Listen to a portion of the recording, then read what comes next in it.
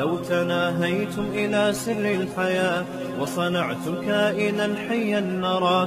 دوسری طرف دیکھو، جس دور میں آج پوری دنیا میں ویمن رائٹس کے نام پہ کتنی تحریکیں چلی ہیں، تب جا کے کچھ خواتین کو حقوق ملے ہیں، تب جا کے، ورنہ 100 سال پرانی دنیا اٹھا کے دیکھ لو، کیا پاؤں کی جوتی سے زیادہ بدتر سلوک ہوتا تھا عورت کے ساتھ.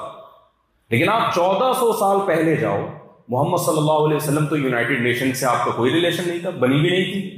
محمد صلی اللہ علیہ وسلم نے کسی موٹیویشنل اسپیکر کو ادھر توجہ نہیں سنا. آپ 1400 سال پہلے جاؤ، میں نے وہ قبرستان دیکھا ہے، آپ مکہ میں جا کے آج بھی دیکھ سکتے ہو. اور اللہ کی قدرت دیکھو، وہ قبرستان جہاں بیٹیوں کو زندہ دفن کیا جاتا تھا، سعودی گورنمنٹ نے ایڑی چوٹی کا زور لگا دیا وہاں تعمیر کرنے پر، مگر وہاں تعمیر وہاں کے مقامی لوگوں نے بتایا نہیں ہو پاتی. کیوں؟ اللہ نے نشانی رکھی ہوئی ہے کہ جب آؤ گے نا مکہ، یہ جگہ میں نے قبرستان ہی کے لیا، کچھ بھی نہیں ہو سکتا.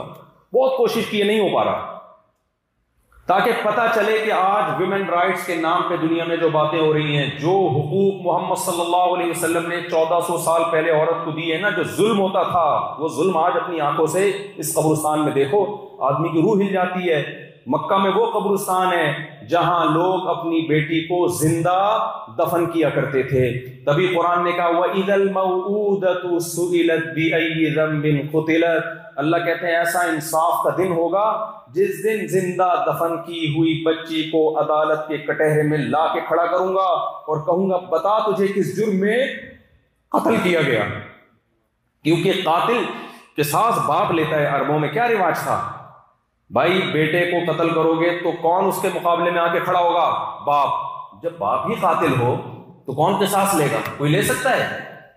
اللہ کہتے ہیں کوئی بات نہیں، ایک دن آنے والا ہے. یہ اللہ نے عربوں پہ آیتیں نازل کی ہیں ان کو بتانے کے لیے کہ تم جو یہ کچھ کر رہے ہو، تم سمجھ رہے ہو معصوم ہے، کوئی پوچھنے والا نہیں ہے، باپ ہی قاتل ہے. اللہ کہتے ہیں نا نا نا نا وَإِذَا الْمَوْءُودَةُ سُئِلَتْ بِأَيِّ ذَنبٍ قُتِلَتْ. ایک دن آنے والا ہے جس دن زندہ دفن کی ہوئی بچی سے میں اس کو قبر سے اکھاڑوں گا میں اور پوچھوں گا بتا تجھے کس جرم میں قتل کیا گیا.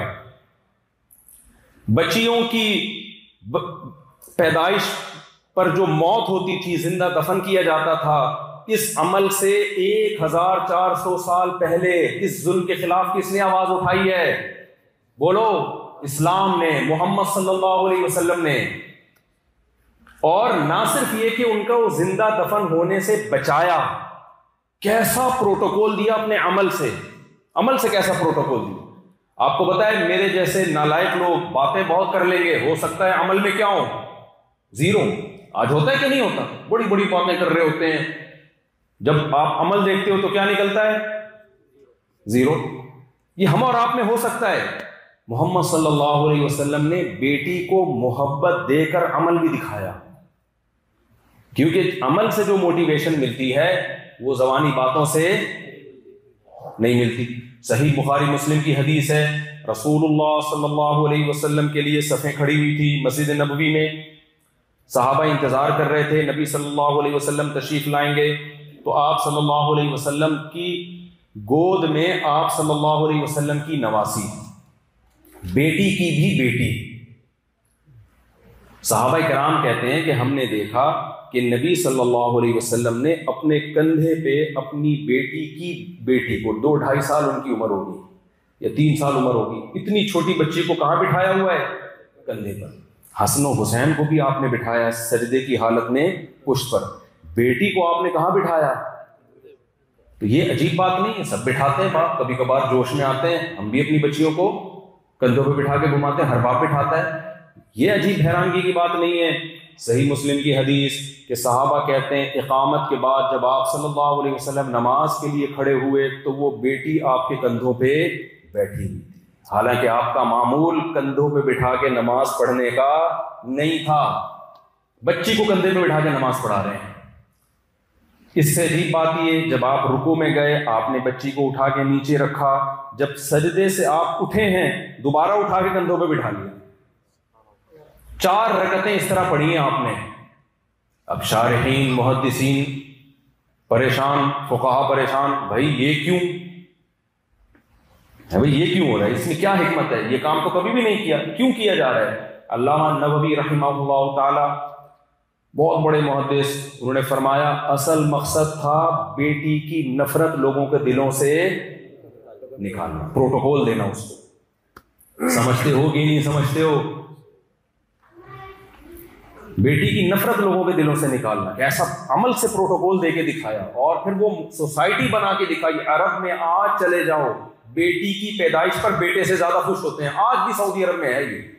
1400 سال تک اس موٹیویشن کے اثرات، ایسی پاورفل کوئی موٹیویشنل اسپیکر دیکھا ایسا تگڑا، ایسا پاورفل ہے بھائی، آج تک اس کے اثرات ہیں۔ ہم لوگ چونکہ دوسری قوموں کے ساتھ بہت رہے ہیں تو ہمارے یہاں الٹا سیدھا ہو گیا سب کچھ۔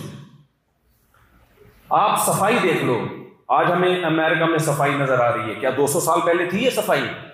بولو 300 سال پہ، آپ ان امریکن سے ہی پوچھو کہ بھائی آج آپ بڑے صاف ستھرے، ہم میلے ہو گئے، ہم لوگ الٹے ہو گئے وہاں پہ، ہمارے یہاں گٹر کے ڈھکن اور آبشار ہیں گٹروں کی، کراچی کا تو اللہ بچائے بہت ہی برا حال ہے۔ ہو جائے گا ٹھیک، باتیں اچھی کرنی چاہیے، انشاءاللہ ٹھیک ہو جائے گا۔ تو کیا 200-250 سال پہلے یورپ اتنا صاف تھا؟ کیا 300 سال پہلے اتنی صفائی تھی؟ بھائی یہ صفائی ایسے تھوڑی ہو گئی ہے کہ ایک دن ایک صاحب مولوی صاحب آئے، انہوں نے صفائی پہ بیان کیا، یا کوئی گورا آیا اس نے صفائی پہ بیان کیا، پورا امریکہ نیٹ کلین ہو گیا۔ نا، اس کے پیچھے صدیوں کی محنت ہے، اسکولوں میں ٹریننگ، بچوں کو جاپانیوں نے جو لائن میں لگتے ہیں ایسے ہی نہیں لگ گئے، بہت بچپن سے اسکولوں میں ٹریننگ، لائن میں لگنا سکھایا، کچرا اٹھانا سکھایا، صفائی صفائی صفائی، اتنی میڈیا استعمال ہوا، قانون، فائن لگے، جس نے گندگی پھینکی اتنا فائن، جتنے گندگی، تب جا کے 100-150 سال میں یہ آپ کو نظر آ رہا ہے؟ نہیں آئی میرا خیال ہے بات، اس کے پیچھے بڑے بڑے دماغ استعمال ہوئے ہیں۔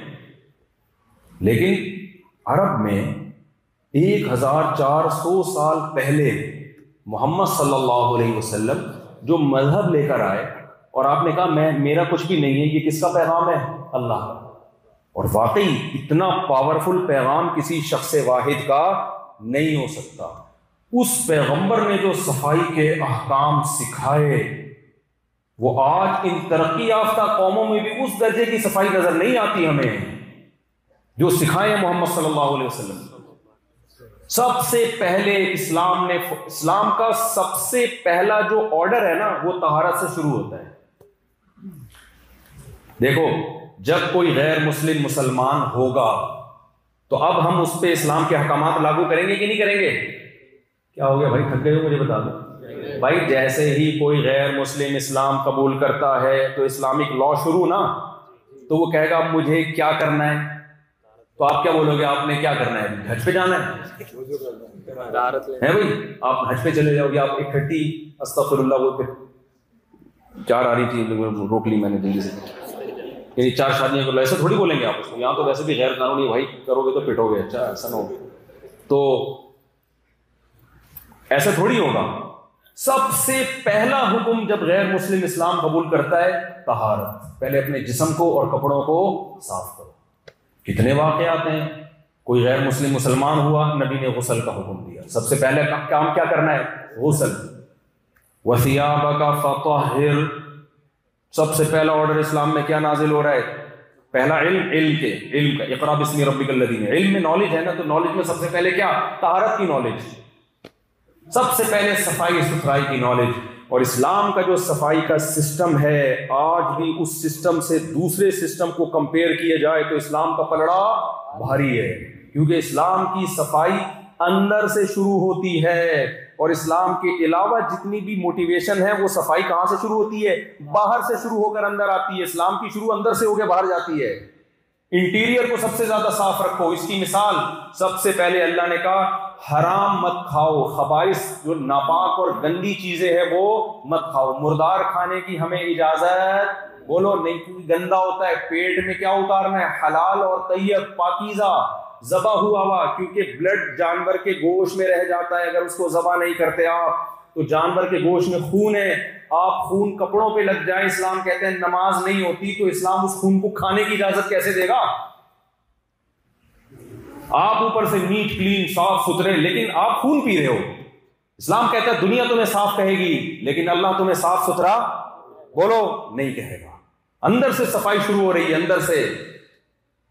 کھانا تم نے پاکیزہ ہے. کلو من الطیبات واعملوا صالحا. اللہ کہتے ہیں عمل بھی پاک اور خوراک بھی پاک. ناپاک میں دو چیزیں آتی ہیں, ایک گندگی سے پاک ہو, جیسے بلڈ نہیں ہو, خون, تبھی جانور کو ذبح کر کے کھانے کا حکم دیا گیا ہے. نبی صلی اللہ علیہ وسلم نے فرمایا, صحیح حدیث,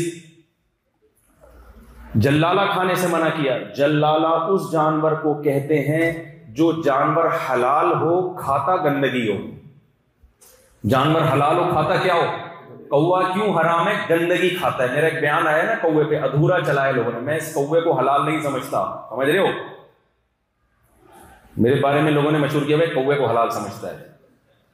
اس کی میں پوری ایکسپلینیشن ریکارڈ کروا چکا ہوں. لیکن بات یہ ہے کہ جس بات سے نیگیٹو میسج جاتا ہے وہ چلتی ہے, اور جو وضاحتی چیزیں ہوتی ہیں وہ مارکیٹ میں چلتی نہیں.